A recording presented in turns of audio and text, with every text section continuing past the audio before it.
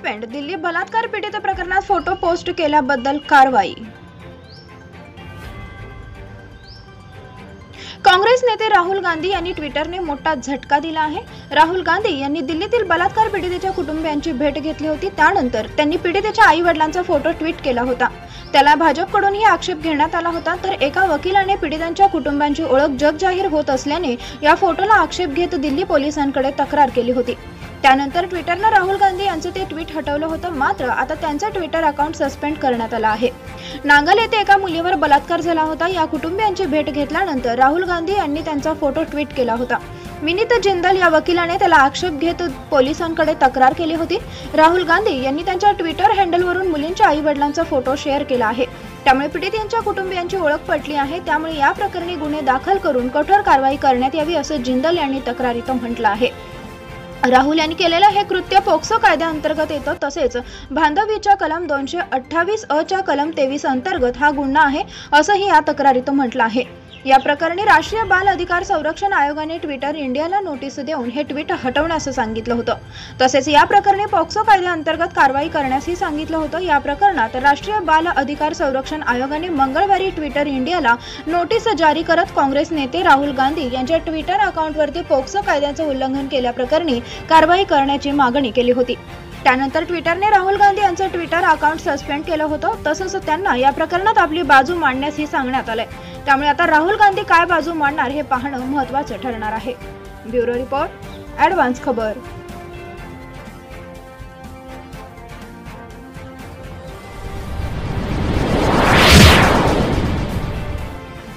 नवरा बायकोंची भांडणं, सावकारी त्रास, शेजाऱ्यांनी भांडण ते फसवणूक, अंबरनाथ पोलिसांचा अनोखा तक्रार निवारण दिन। आपल्या सोबत एखादी चुकीची घटना घडली की आपण न्याय मिळवण्यासाठी पोलीस ठाण्यात अर्ज देतो। सहसा पोलीस ठाण्यात आलेले हे अर्ज कालांतराने अडगळीत जातात। मात्र अंबरनाथ पोलीस ठाण्यात याच तक्रार अर्जाचं निवारण करण्यासाठी दर शनिवारी तक्रार निवारण दिन ही मोहीम राबवली जाते। या दोन्ही बाजूंच्या लोकांना बोलावून समज देऊन प्रकरण निकाली काढलं जातं। या अभिनव संकल्पनेमुळे गुन्हे कमी व्हायलाही मदत होते। अंबरनाथ पश्चिम पोलीस ठाण्याच्या हद्दीत दरवर्षी शेकडो गुन्हे नोंदवले जातात। एखादा प्रकार घडला की नागरिक पोलीस ठाण्यात लेखी तक्रार अर्ज घेऊन येतात। यापैकी काही अर्जांची चौकशी होऊन गुन्हे दाखल होतात, तर इतर अर्ज हे अडगळीत जातात। मात्र पोलीस ठाण्यात न्याय मिळेल का या अपेक्षेने आलेल्या कुणालाही रिकाम्या हाताने निराश होऊन परतावं लागू नये, यासाठी अंबरनाथ पोलीस ठाण्यात तक्रार निवारण दिन ही संकल्पना सुरू करण्यात आली आहे। दर शनिवारी पोलीस ठाण्यात आलेले अर्ज पाहून दोन्हीकडच्या लोकांना बोलावलं जातं आणि समोरासमोर चर्चा घडवून हे प्रकरण निकाली काढली जातात। यामध्ये नवरा बायकोंची भांडणं, सावकारी त्रास, शेजाऱ्यांची भांडणं, फसवणूक, लुबाडणूक अशा अनेक प्रकारांचा समावेश यामध्ये होत असतो। विशेष म्हणजे महिलांशी संबंधित तक्रारींसाठी 2 शनिवार राखीव ठेवले जातात। पोलिसांना एखाद्या प्रकरणात थेट गुन्हा दाखल करण्याचेही अधिकार असतात। मात्र काही प्रकरणांमध्ये गुन्हा दाखल झाला तर त्यांच्या परिवारावर, नात्यांवर विपरीत परिणामही होऊ शकतो। त्यामुळेच अशी प्रकरणे चर्चेने सोडवली जात असल्याची माहिती पोलिसांनी दिली। अंबरनाथ पोलिसांनी सुरू केलेल्या या उपक्रमामुळे गुन्हे दाखल होण्याचे प्रमाणही काही अंशी कमी होत आहे। त्यामुळे पोलिसांची डोकेदुखी कमी होते। तसेच कोर्टात चक्रा मारण्यापेक्षा समुपदेशन आणि समोपचाराने प्रकरण मिटवण्याकडे पोलिसांचाही कल वाढताना दिसतोय। ब्युरो रिपोर्ट, ॲडव्हान्स खबर।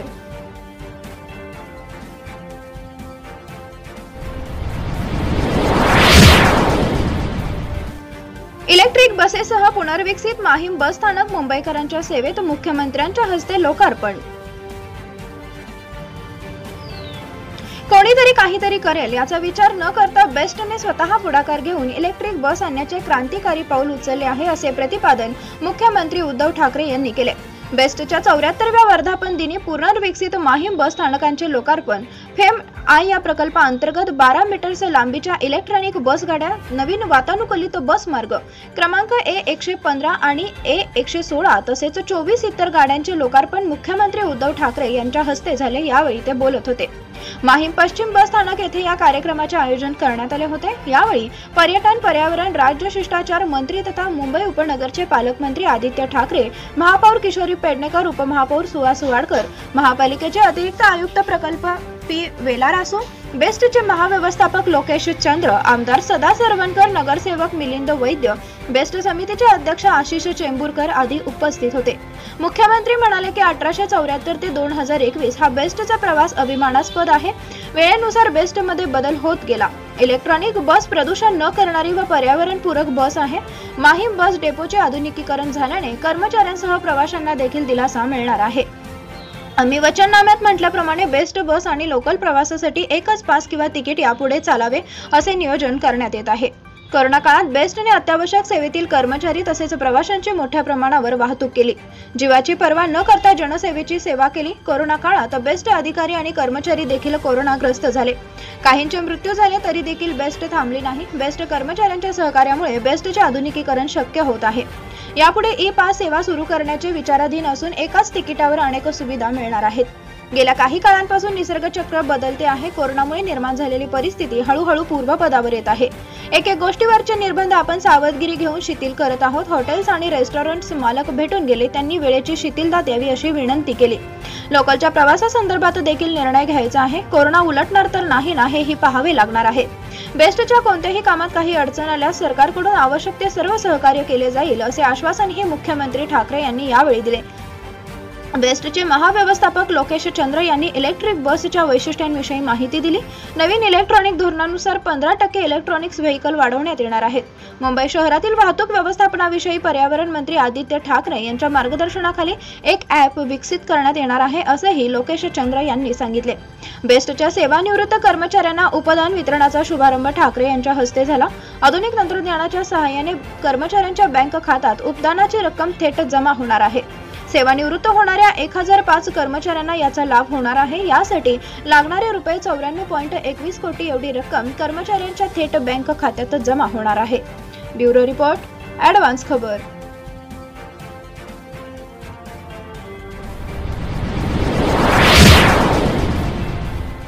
लोकांच्या दुचाकी पळवायचा, पेट्रोल संपलं की तिथंच सोडायचा।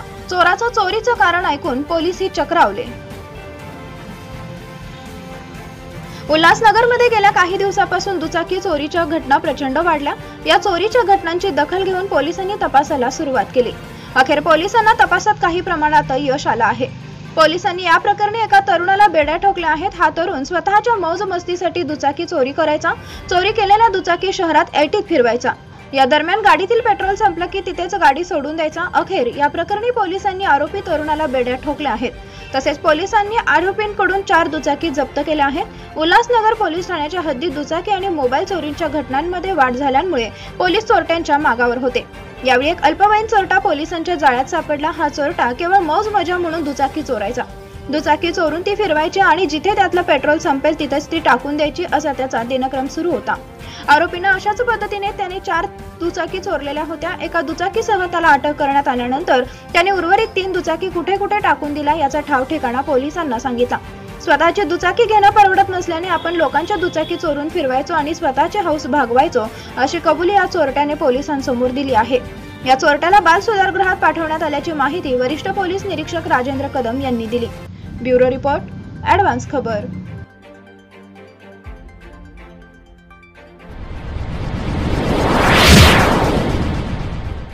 आंबेडकर भवन पुनर्निर्माण करा, जोगेंद्र कवाडेंची नितीन राऊतांकडे मागणी। डॉक्टर बाबासाहेब आंबेडकर यांच्या स्मरणार्थ नागपूर महानगरपालिकेने उभारलेले डॉक्टर बाबासाहेब आंबेडकर सांस्कृतिक भवन महाराष्ट्र टुरिझम डेव्हलपमेंट कॉर्पोरेशनने महानगरपालिकेची परवानगी न घेता उद्ध्वस्त केले आहे। हे आंबेडकर भवन आहे त्याच ठिकाणी पुन्हा उभारण्यात यावे अशी आग्रही मागणी पीपल रिपब्लिकन पार्टीचे राष्ट्रीय अध्यक्ष प्राचार्य जोगेंद्र कवाडे आणि राष्ट्रीय कार्याध्यक्ष जयदीप कवाडे यांनी नागपूरचे पालकमंत्री डॉक्टर नितीन राऊत यांच्याकडे केली। नागपूर महानगरपालिका आणि राज्य शासनाच्या या जातीयवादी व राक्षसी कृतीमुळे नागपूरसह संपूर्ण विदर्भातील आंबेडकरी जनतेमध्ये प्रचंड असंतोष निर्माण झाला आहे असे कवाडे म्हणाले। नागपूर महानगरपालिकेने एमटीडीसीला या जागेचे हस्तांतरण विशिष्ट शर्तीनुसार केले होते। या शर्तीचे पालन न केल्यामुळे नागपूर महानगरपालिकेने ही जमीन परत मागितली आहे। असे असताना सुद्धा महानगरपालिका पूर्व सूचना न देता सांस्कृतिक भवन जमीनदोस्त करण्यात आले। खरे तर सांस्कृतिक भवनासह पर्यटन स्थळ विकसित करता आले असते, परंतु संविधानाचे शिल्पकार डॉक्टर बाबासाहेब आंबेडकर यांच्याबद्दल असलेल्या द्वेषापोटी सांस्कृतिक भवन जमीनदोस्त करण्यात आल्याची भावना आंबेडकरी जनतेमध्ये निर्माण झाली असल्याचे कवाडे म्हणाले। महानगरपालिका महानगरपालिका आणि शासनाच्या या अक्षम्य कृतीमुळे आंबेडकरी समाजात प्रचंड रोष व असंतोष धुमसत आहे। असंतोषाचे उद्रेक टाळण्यासाठी पूर्वीच्याच ठिकाणी सौंदर्यीकरणासह डॉक्टर बाबासाहेब आंबेडकर सांस्कृतिक भवनाचे पुनर्निर्माण करण्याच्या मागणीचा आपण व राज्य शासनाने गंभीरपणे विचार करावा, असे प्राचार्य कवाडे व जयदीप कवाडे यांनी आजच्या भेटीत नागपूरचे पालकमंत्री डॉक्टर नितीन राऊत यांच्याकडे केली आहे। या प्रसंगी अरुण गजभिये, बाळू घरडे, दिनेश अंडसहरे, अजय चव्हाण, कैलाश बोंबले, बिपिन गडगिलवार, कपिल लिंगायत, नीरज पराडकर, कुशीनारा सोमकुवर, उंदन उके आदी उपस्थित होते। ब्युरो रिपोर्ट, ॲडव्हान्स खबर।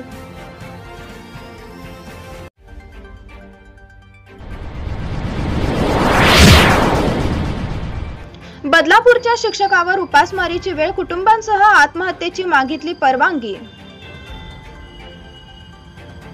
अंबरनाथ तालुक्यातील काराव इथल्या आदिवासी आश्रमशाळेतील एका शिक्षकाचा पगार गेल्या वर्षभरापासून रखडलाय। त्यामुळे या शिक्षकांसह त्याच्या कुटुंबावर उपासमारीची वेळ आली असून या शिक्षकानं आता शेवटचा पर्याय म्हणून कुटुंबासह आत्महत्या करण्याची परवानगी मागितली आहे। पंकज बेंद्रे असं या आदिवासी आश्रमशाळेतील शिक्षकाचं नाव आहे। बेंद्रे हे गेल्या 3 वर्षापासून अंबरनाथ तालुक्यातील काराव आदिवासी आश्रमशाळेत कायमस्वरूपी विज्ञान शिक्षक म्हणून कार्यरत होते।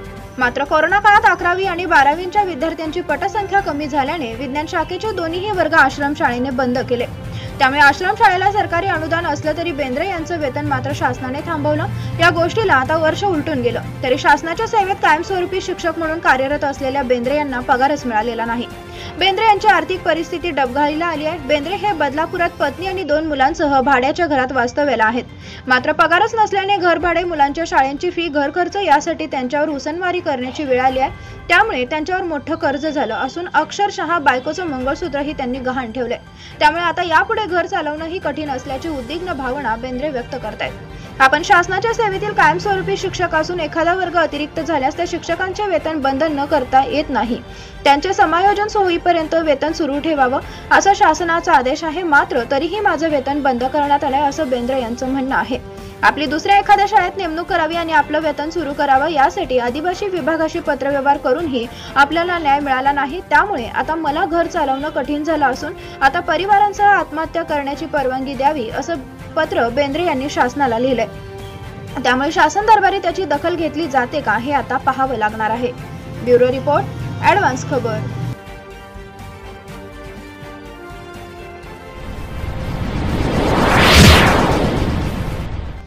जाऊ तिथं खाऊ, महाविकास आघाडी सरकारवर सदाभाऊ खोत यांचा हल्लाबोल। महाविकास आघाडी सरकारनं घेतलेल्या एका निर्णयावरून माजी मंत्री आणि रयत क्रांती संघटनेचे अध्यक्ष सदाभाऊ खोत यांनी जोरदार हल्ला चढवला आहे। राज्याचे नोंदणी महानिरीक्षक व मुद्रांक नियंत्रक यांनी शेतजमिनीचा तुकडा विक्रीवर निर्बंध आणले। खरे बघितले तर शेतजमिनीचे विखंडन होऊन इतके तुकडे झाले आहेत की आता त्यावर रोख लावणे अशक्य आहे। जमिनीच्या छोट्या तुकड्यांची विक्री ही फायदेशीर असते, तो फायदा या निर्णयाने शेतकऱ्यांना मिळणार नाही। जमीन खरेदी विक्री हा विषय घेणारे आणि देणाऱ्यांचा आहे। यावर सरकारने अशी बंधने घालणे म्हणजे हप्ता वसुलीसाठी केलेला खटाटोप आहे, अशी घणाघाती टीका खोत यांनी महाविकास आघाडी सरकारवर केली आहे। सरकारी मोजणीची जर अडचण असेल तर ती सरकारने सोडवावी आणि लोकांच्या व्यवहारातील अडचण दूर करण्याचे काम सरकारने करणे अत्यंत गरजेचे आहे। परंतु हे न करता जिरायत जमीन 2 एकरापेक्षा कमी असेल आणि बागायती शेती 20 गुंठ्यांपेक्षा कमी असेल तर जिल्हाधिकारी व प्रांताधिकारी यांची परवानगी घेण्याची आवश्यकता आहे। जाऊ तिथं खाऊ असं काम महाविकास आघाडी सरकारचं सुरू आहे, असा हल्लाबोल सदाभाऊंनी राज्य सरकारवर केलाय। राज्यात जमिनीचे तुकडे पाडून त्यांची खरेदी विक्री करण्यावर सरकारने आता काही निर्बंध आणले आहेत। या निर्बंधानुसार आता जमिनीच्या गुंठ्यात तुकडे पाडून त्यांची थेट खरेदी अथवा विक्री करता येणार नाही। जमिनीचे गुंठ्यात तुकडे पाडून त्यांची खरेदी अथवा विक्री करायची असेल तर त्यासाठी सक्षम प्राधिकरण अथवा जिल्हाधिकाऱ्यांची परवानगी घ्यावी लागणार आहे। समजा एखाद्या सर्वे नंबरचे क्षेत्र 2 एकर आहे, त्या सर्वे नंबर मधील 1, 2 अथवा 3 गुंठे जागाही तुम्ही विकत घेणार असाल तर त्याची दस्त नोंदणी होणार नाही। त्यासाठी त्या सर्वे नंबरचा लेआउट करून त्यात गुंठ्यांचे तुकडे पाडून त्याला जिल्हाधिकारी अथवा सक्षम प्राधिकरणाची परवानगी घेणं आवश्यक असेल। असाच लेआउट मधील गुंठ्याने विकत घेतलेल्या जमिनींच्या व्यवहारांची नोंदणी होणार आहे। दरम्यान यापूर्वी तुकड्यात जमिनीची खरेदी अथवा विक्री केली असेल तर आता अशा व्यवहारांसाठी सुद्धा परवानगी घ्यावी लागणार आहे। मात्र एखाद्या जमिनीची भूमी अभिलेख विभागामार्फत हद्दी निश्चित होऊनही मोजणी नकाशा देण्यात आला असेल तर अशा तुकड्याने खरेदी विक्री केलेल्या जमिनीसाठी ही परवानगी आवश्यक राहणार नाही। ब्युरो रिपोर्ट, ॲडव्हान्स खबर।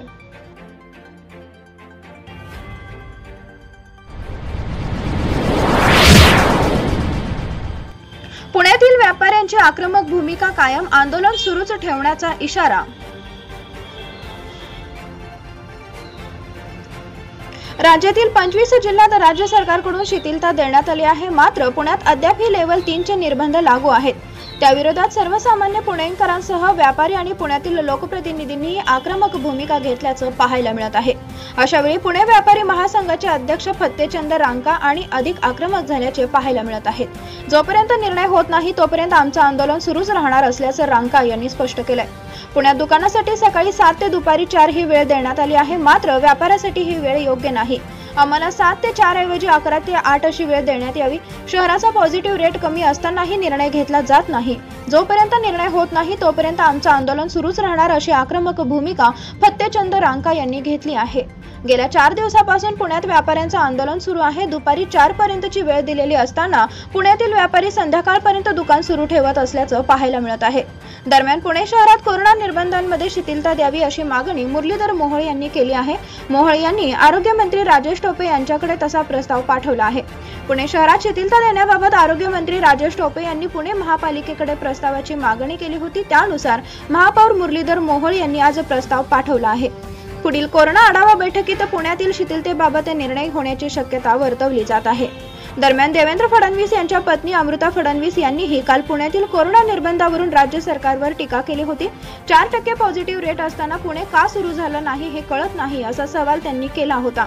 ज्या ठिकाणी निर्बंधामध्ये शिथिलता द्यायची त्या ठिकाणी ही शिथिलता देण्यात आली आहे, पण याचा अर्थ असा कोणी लाडका आहे की कोणी दुश्मन आहे असं नाही, असं सांगतानाच राज्यातील नागरिकांना आणि व्यापाऱ्यांना संयम सोडू नका असं आवाहनही मुख्यमंत्री उद्धव ठाकरे यांनी केलं आहे।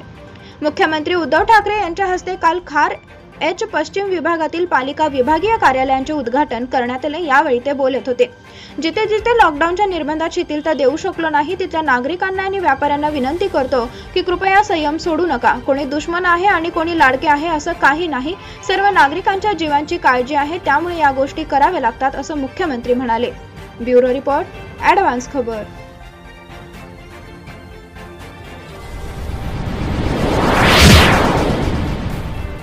शहाण्याने सांगितलंय पुण्यात जास्त बोलू नये, देवेंद्र फडणवीस। विरोधी पक्षनेते देवेंद्र फडणवीस यांनी आज पुणे मेट्रोच्या कामाची पाहणी केली। अतिशय वेगाने महामेट्रोने काम केलं आहे। मी महामेट्रोचं अभिनंदन करतो। 2016 मध्ये मोदी सरकार आणि राज्य सरकारने या कामाला मंजुरी दिली होती। त्यानंतर वेगाने हे काम होत आहे असं देवेंद्र फडणवीस यांनी सांगितलं। यावेळी देवेंद्र फडणवीस यांनी भाजपच्या दिल्लीतील घडामोडीवर प्रश्न विचारण्यात आला। सध्या प्रदेशाध्यक्ष चंद्रकांत पाटील दिल्लीत आहेत, नुकतंच आशिष शेलार हे सुद्धा दिल्लीत होते, तुम्हीही दिल्लीला जाणार आहात का असा प्रश्न विचारण्यात आला। यावेळी देवेंद्र फडणवीस म्हणाले, मी सुद्धा दिल्लीला जाणार आहे, पण आज जाणार नाही। तसंच 2024च्या निवडणुकीत आमचं एकच इंजिन असणार आहे असं म्हणत त्यांनी मनसेबाबतच्या युतीवर भाष्य केलं। दरम्यान पुणे मेट्रो कामात कोणताही श्रेयवाद नाही असं फडणवीस यांनी स्पष्ट केलं। ते म्हणाले, सिव्हिल कोर्ट स्टेशन हे मल्टी मॉडेल स्टेशनचे चांगले उदाहरण आहे। स्थापत्यशास्त्राचा उत्तम नमुना इथं पाहायला मिळेल। सगळ्या प्रकारचं काम इथं पाहायला मिळत आहे। कोरोनामुळे कदाचित थोडा उशीर होईल, मात्र श्रेयवादाचा कोणताही विषय नाही असं देवेंद्र फडणवीस म्हणाले। अजित पवार हे उपमुख्यमंत्री आहेत, त्यामुळे त्यांच्याच हस्ते या कामाचं उद्घाटन होईल, पण काम पूर्ण होईल तेव्हा पंतप्रधान नरेंद्र मोदींच्याच हस्ते उद्घाटन होईल। याला कोणी विरोध करणार नाही। मी मुख्यमंत्री झालो तेव्हा याला खूप विरोध होता, पण आता हे काम पुढे जाते। मेट्रोच्या पुढच्या कामांना केंद्राकडून लवकरात लवकर कशी मान्यता मिळेल, निधी मिळेल यासाठी नक्की प्रयत्न करणार असं फडणवीस यांनी सांगितलं। ठाकरे घराण्याची दुसरी तिसरी पिढी येत असेल तर चांगली गोष्ट आहे असं म्हणत त्यांनी मुख्यमंत्री उद्धव ठाकरे यांचे सुपुत्र तेजस ठाकरे यांच्यावर भाष्य केलं। पुण्यातील निर्बंध कमी केले पाहिजेत, व्यापारी आता तोटा सहन करू शकत नाहीत। तुम्ही पुण्यात कमी बोलता असं म्हणतात, पण मला शहाण्या माणसानं सांगितलं आहे पुण्यात जास्त बोलू नये अशी टिप्पणी फडणवीस यांनी केलेली आहे। ब्युरो रिपोर्ट, ॲडव्हान्स खबर।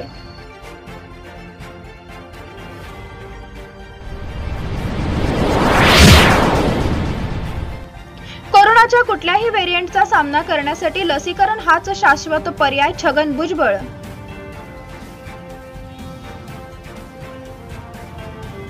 कोरोना बाधितांची रुग्णसंख्या कमी होत असली तरी कोरोनाच्या कुठल्याही व्हेरिएंटचा सामना करण्यासाठी लसीकरण हाच शाश्वत पर्याय आहे। त्यासाठी लसीकरणावर भर देऊन त्यांची गती वाढवण्यात यावी अशा सूचना राज्याचे अन्न, नागरी व पुरवठा, ग्राहक संरक्षण मंत्री तथा नाशिक जिल्ह्याचे पालकमंत्री छगन भुजबळ यांनी दिल्या आहेत। आज जिल्हाधिकारी कार्यालयातील मध्यवर्ती सभागृहात झालेल्या कोरोना सद्यस्थितीबाबत आयोजित आढावा बैठकीत पालकमंत्री छगन भुजबळ बोलत होते। यावेळी जिल्हाधिकारी सूरज मांढरे, महानगरपालिका आयुक्त कैलास जाधव, पोलीस आयुक्त दीपक पांडे, जिल्हा परिषदेच्या मुख्य कार्यकारी अधिकारी लीना बनसोड, जिल्हा पोलीस अधीक्षक सचिन पाटील, अप्पर जिल्हाधिकारी दत्तप्रसाद नडे, अतिरिक्त जिल्हा शल्यचिकित्सक डॉक्टर किशोर श्रीनिवास, जिल्हा आरोग्य अधिकारी डॉक्टर कपिल आहेर, जिल्हा पुरवठा अधिकारी डॉक्टर अरविंद नरसीकर, उपजिल्हाधिकारी ज्योती कावरे, महानगरपालिकेचे वैद्यकीय अधिकारी डॉक्टर बापूसाहेब नागरगोजे, वैद्यकीय अधिकारी डॉक्टर अनंत पवार, डॉक्टर उत्कर्ष दुधेडिया, म्युकर मायकोसिस टास्क फोर्सचे डॉक्टर संजय गांगुर्डे, लसीकरण नोडल अधिकारी डॉक्टर राजेंद्र चौधरी आदी बैठकीस उपस्थित होते। पालकमंत्री छगन भुजबळ म्हणाले की जिल्ह्यात डेल्टा व्हेरियंटचे रुग्ण आढळत असले तरी त्यातील अनेक रुग्ण आता बरे झाले आहेत, परंतु कोरोनाशी संबंधित असणाऱ्या विषाणूंचा प्रसार होऊ नये यासाठी वेळीच नियंत्रण आणणे आवश्यक असल्याने बाहेरून येणाऱ्या नागरिकांची रँडम तपासणी करण्यात येऊन कॉन्टॅक्ट ट्रेसिंगवर भर देण्यात यावा। त्याचप्रमाणे सध्या उपचार घेत असलेल्या रुग्णांची देखील डेल्टा तपासणी करण्यात येऊन संबंधित रुग्णांवर वेळेत आवश्यक उपचार करावेत। कोरोना व त्यासंबंधीच्या विविध विषाणूंचा सामना करण्यासाठी वेळीच लसीकरण केल्यास नागरिकांची प्रतिकारशक्ती निश्चितच वाढण्यास मदत होईल। त्यामुळे लसीकरणाचा पहिला डोस नागरिकांना उपलब्ध होईल यासाठी नियोजन करणे आवश्यक आहे, असेही पालकमंत्री भुजबळ यांनी सांगितले। विषाणू कोणताही असो त्यापासून स्वतः सोबत आपल्या कुटुंबांचा व निकटवर्तीयांचा बचाव करण्यासाठी नागरिकांनी पुढाकार घेणे देखील गरजेचे आहे।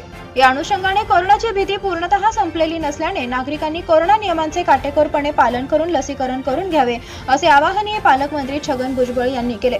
जिल्हाधिकारी सूरज मांढरे यांनी जिल्ह्याची कोरोना सद्यस्थिती सादर करताना सांगितले की जिल्ह्यात ग्रामीण भागात 24 व शहरी भागातील 13 ठिकाणी अशा एकूण 37 ऑक्सिजन निर्मिती प्रकल्पांचे काम 31 ऑगस्ट अखेर पूर्ण करण्यात येणार आहे। त्याचप्रमाणे लिक्विड वैद्यकीय ऑक्सिजन निर्मितीवर भर देण्यात यावा। या राज्य शासनाच्या सूचनानुसार जिल्ह्यातील 23 ऑक्सिजन निर्मिती प्रकल्पांचे सिव्हिल काम पूर्ण झाले असून 12 प्रकल्प स्थापित करण्याचे काम सुरू आहे। त्यामुळे ऑक्सिजन निर्मितीच्या अनुषंगाने जिल्ह्यातील सर्व कामे वेळेत पूर्ण होऊन आवश्यक प्रमाणात ऑक्सिजन साठा उपलब्ध होणार आहे। तसेच जिल्ह्याचा पॉझिटिव्ह दर आता अत्यल्प झाला असून बरे होणाऱ्या रुग्णांची संख्या अधिक आहे। सद्यस्थितीत जिल्ह्यात 1059 रुग्ण उपचार घेत आहेत, असे जिल्हाधिकारी मांढरे यांनी या बैठकीत सांगितले। बैठकीच्या वेळी महानगरपालिका आयुक्त व जिल्हा परिषदेच्या मुख्य कार्यकारी अधिकारी यांनी आपल्या कार्यक्षेत्रातील कामांची माहिती पालकमंत्र्यांसमोर सादर केली। ब्युरो रिपोर्ट, ॲडव्हान्स खबर।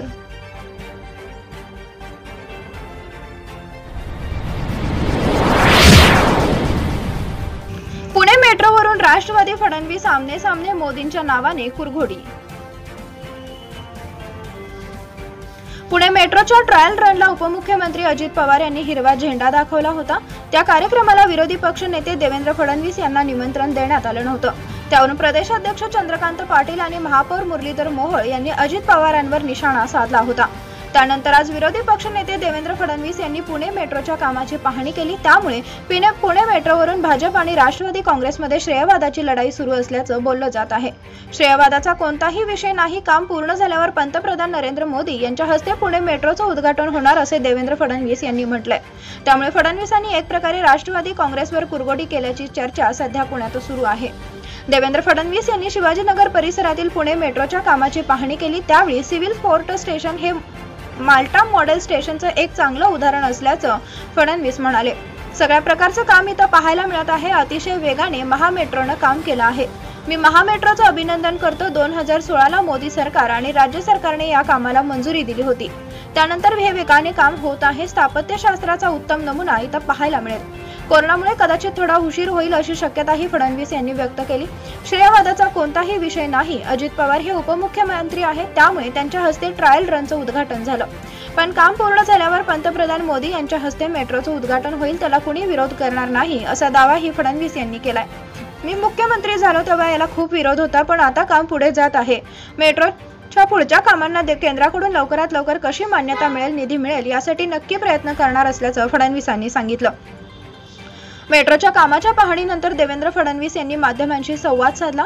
त्यावेळी मनसे आणि भाजप एकत्र येणार आहे का, असा सवाल फडणवीसांना करण्यात आला। त्यावर 2024 मध्ये भाजपचे एकच इंजिन असेल एवढं ध्यानात ठेवा, असं फडणवीस म्हणाले। त्यामुळे मनसे भाजप युती होणार नसल्याचं सांगितलं जात आहे। यावेळी फडणवीस यांनी दिल्लीत जाणार असल्याचंही सांगितलं। दिल्लीत भाजपची बैठक होणार आहे। या बैठकीसाठी चंद्रकांत पाटील दिल्लीत गेले आहेत, तर पंकजा मुंडे आणि सुधीर मुनगंटीवार हे भाजप नेते सोमवारी दिल्लीत जाणार आहेत। त्यामुळे महाराष्ट्रातील भाजप नेत्यांच्या या दिल्ली वारीकडे सर्वांचंच लक्ष लागलं आहे। ब्युरो रिपोर्ट, ॲडव्हान्स खबर.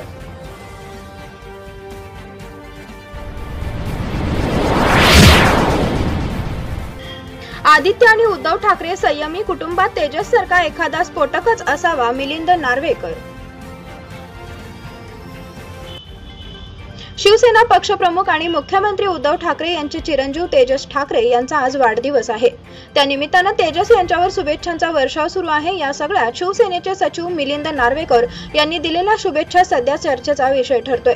नार्वेकर यांनी तेजस ठाकरे यांना ठाकरे कुटुंबांचं व्हिव्हियन रिचर्ड्स असं म्हटलं आहे. त्याचबरोबर एक घाव दोन तुकडे तेजस उद्धव ठाकरे असंही नार्वेकर यांनी म्हटलंय. इतकंच नाही तर आदित्य आणि उद्धव ठाकरे हे संयमी आहेत, मात्र कुटुंबात तेजस सारखा एखादा स्फोटक असावाच असे नार्वेकर म्हणाले. सामनातील जाहिरात आणि ट्विट बाबत TV9 मराठीशी बोलताना मिलिंद नार्वेकर म्हणाले, मी फक्त शुभेच्छा दिल्या आहेत, तो माझा अधिकार नाही. त्यांचं कुटुंब आणि त्यांचा तो अधिकार आहे. व्ह्यू रिचर्ड्स यांच्या स्वभावावरून तेजस यांना मी तसं म्हटलं आहे. त्यांचा राजकारणाशी संबंध नाही. कुटुंबातील एखादा व्यक्ती असा स्फोटक असावा. आदित्य उद्धव ठाकरे हे संयमी आहेत. कुटुंबातील एखादा स्फोटक असावाच लागतो. शिवसेना सचिव मिलिंद नार्वेकर यांनी तेजस यांच्या वाढदिवसानिमित्त दैनिक सामनाच्या पहिल्या पानावर जाहिरात दिली आहे. त्यात त्यांनी तेजस ठाकरे यांची तुलना महान क्रिकेटपटून व्हिव्हियन रिचर्ड्स यांच्याशी केली आहे. ठाकरे कुटुंबाचे व्हिव्हियन रिचर्ड्स तेजस उद्धव ठाकरे यांना जन्मदिनाच्या हार्दिक शुभेच्छा असं या जाहिरातीत नार्वेकर यांनी म्हटलं आहे. तेजस यांचा क्रिकेटशी संबंध नसतानाही त्यांची व्हिव्हियन रिचर्ड्स यांच्याशी तुलना केल्याचं आश्चर्य व्यक्त केलं जात आहे. इतकंच नाही तर एक घाव दोन तुकडे तेजस उद्धव ठाकरे असं ट्विटही नार्वेकर यांनी केलं आहे. नार्वेकर यांनी 1994 मध्ये आपला शाखा प्रमुख बनण्याची इच्छा उद्धव ठाकरे यांच्याकडे व्यक्त केली होती.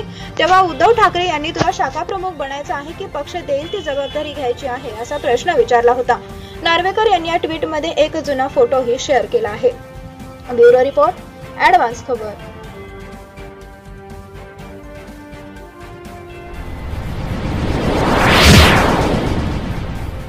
पद्म पुरस्कार प्राप्त मान्यवरांचा देवेंद्र फडणवीसांच्या हस्ते सत्कार. मोदी सरकारने पद्म पुरस्कारांचे निकष बदलल्याचा फडणवीसांचा दावा.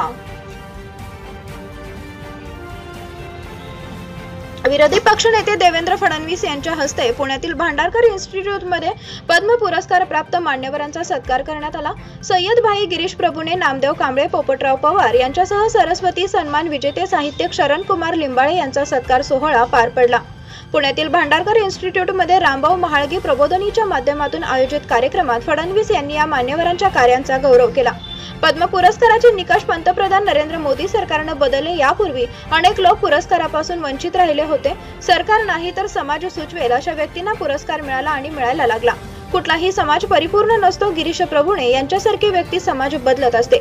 मोठं सामाजिक आणि राष्ट्रीय कार्य गिरीश प्रभुणे करत आहेत. दलित समाजाची परिस्थिती पाहिली तर अजून बराच काळ आरक्षण राबवावं लागेल अशी स्थिती आहे. मागास समाजातील अनेक घटकांना आरक्षण मिळालेलं नाही. एक मोठा वर्ग आजही आरक्षणापासून वंचित आहे.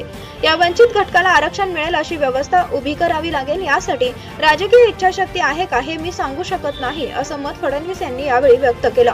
अलीकडच्या काळात आपला विचार हाच अंतिम विचार आहे, दुसऱ्या विचाराला जागा नाही, ही भावना समाजात अनेक वेळा पाहायला मिळते. जगभरातील उपेक्षितांना आपल्या देशात स्थान दिलं, त्यांना आपल्या संस्कृतीमध्ये सामावून घेतलं. आता मात्र अशा संस्कृतीमध्ये विचार मांडताना बंधने येऊ लागली आहेत. खरा विचार मांडला तर त्याला ब्रँडिंग करायचं ही संकल्पना काही लोकांनी राबवली आहे. त्याला ट्रोलिंग असं म्हटलं जातं. विचारांचं ट्रोलिंग बंद करणं गरजेचे आहे. त्यासाठी समाजाला एकत्र यावं लागेल असे मत फडणवीस यांनी यावेळी मांडलं आहे. स्थानिक स्वराज्य संस्थेच्या निवडणुकीत ओबीसींना आरक्षण मिळालं नाही तर काँग्रेसकडून ओबीसींच्या 30% उमेदवारांना निवडणुकीचे तिकीट देण्यात येईल अशी घोषणा काँग्रेसचे प्रदेशाध्यक्ष नाना पटोले यांनी केली आहे. त्याबाबत विचारले असता नाना पटोले काय म्हणाले हे ऐकलं नाही. मी त्यावर भूमिका मांडणार नाही. एवढंच सांगतो की भाजपची भूमिका स्पष्ट आहे. ओबीसींचं राजकीय आरक्षण मिळत नाही तोवर स्थानिक स्वराज्य संस्थांच्या निवडणुका होऊ नयेत असंही फडणवीसांनी स्पष्ट केलंय. ब्युरो रिपोर्ट, ॲडव्हान्स खबर.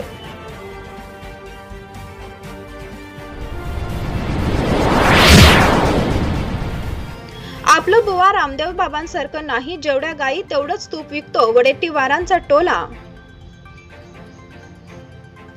राज्याचे मदत आणि पुनर्वसन मंत्री विजय वडेट्टीवार यांनी योग गुरु रामदेव बाबांना टोला लगावला आहे.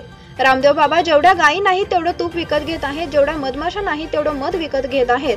आपलं बुवा रामदेव बाबांसारखं नाही. जेवढ्या गायी आहेत तेवढंच तूप निघतं आणि तेवढंच विकतो असा टोला विजय वडेट्टीवार यांनी लगावला. औरंगाबादमध्ये ओबीसी मेळाव्याचं आयोजन करण्यात आलं होतं. त्यावेळी विजय वडेट्टीवार यांनी हा टोला लगावला. त्यावेळी त्यांनी ओबीसी आरक्षणाच्या मुद्द्यावरून भाजपला धारेवर धरलं. इम्पेरिकल डाटांसाठी भाजप सरकारच्या काळात ही पत्र पाठवण्यात आले होते. आमचं सरकार आल्यानंतरही आम्ही केंद्र सरकारला पत्र पाठवले होते, पण केंद्राने इम्पेरिकल डाटा दिला नाही. ओबीसींच्या हक्कांसाठी 40,000 राजकीय जागा आमच्या हक्काच्या आहेत, त्या जागा आम्ही कुणालाही देऊ देणार नाही असा इशारा वडेट्टीवार यांनी दिला. यावेळी त्यांनी ओबीसींना एकत्र येण्याची हाकही दिली. खुर्चीचे चारही पाय हलवण्याची ताकद ओबीसी समाजात निर्माण झाली पाहिजे. 3 पक्षांच्या सरकारमध्ये एकमत व्हावं लागतं. आमचे मुख्यमंत्री समजदार आहेत. ओबीसी हॉस्टेलला निधी मिळत नव्हता. मुख्यमंत्र्यांनी सर्व अधिकाऱ्यांना बोलावून ओबीसी हॉस्टेलला निधी उपलब्ध करून दिला. ओबीसींना 2,000 कोटी रुपये स्कॉलरशिप मिळते, मात्र फक्त 100 कोटी रुपये केंद्र सरकार देतं असं त्यांनी सांगितलं. तुझ्या मनात आग, वेळ नको घालू राजा, बंदूक धरायची वेळ येईल, मग नक्षलवाद्यांकडे जावे लागेल, असा विधानही त्यांनी एका प्रश्नाचं उत्तर देताना केलं आहे. ब्युरो रिपोर्ट, ॲडव्हान्स खबर.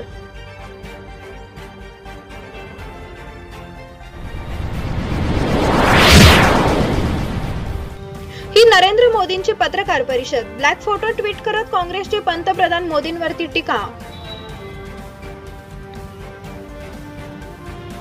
पंतप्रधान नरेंद्र मोदी पत्रकारांच्या प्रश्नांना उत्तर देणं टाळण्यासाठी कधी पत्रकार परिषद घेत नाहीत, अशी टीका काँग्रेसकडून सातत्याने केली जाते. आजही हाच धागा पकडून महाराष्ट्र काँग्रेसने पंतप्रधान नरेंद्र मोदीवर हल्लाबोल केलाय. महाराष्ट्र काँग्रेसने राहुल गांधी आणि पंतप्रधान नरेंद्र मोदी यांची तुलना करणारे 2 फोटो ट्विट केले, पण मोदीचं कॅप्शन असलेला फोटो चक्क ब्लॅक म्हणजे काळा ठेवण्यात आला आहे. महाराष्ट्र काँग्रेसच्या ट्विटर अकाउंटवर 2 फोटो ट्विट करण्यात आले आहेत. यातला पहिला फोटोत राहुल गांधी आहे आणि या फोटोला राहुल गांधी पत्रकार परिषद घेताना असं कॅप्शन देण्यात आलंय. तर दुसऱ्या फोटोला नरेंद्र मोदी पत्रकार परिषद घेताना असं कॅप्शन देण्यात आलंय, पण दुसरा कॅप्शन असलेला फोटो ब्लॅक ठेवण्यात आला आहे. म्हणजेच पंतप्रधान नरेंद्र मोदी कधी पत्रकार परिषद घेतलीच नाही, हे यातून सांगण्याचा काँग्रेसचा प्रयत्न आहे. हे फोटो ट्विट करताना काँग्रेसनं बीजेपी फियर्स राहुल गांधी या हॅशटॅगचा वापर केला आहे. काँग्रेसच्या अधिकृत ट्विटर हँडल सोबत अनेक अकाउंटवरून हा हॅशटॅग वापरून ट्विट्स केले जात आहेत. राहुल गांधी सातत्याने आक्रमकपणे भाजपा विरोधी भूमिका मांडत आहेत, त्यामुळे भाजप राहुल गांधींना घाबरत आहे, असं काँग्रेसचं म्हणणं आहे.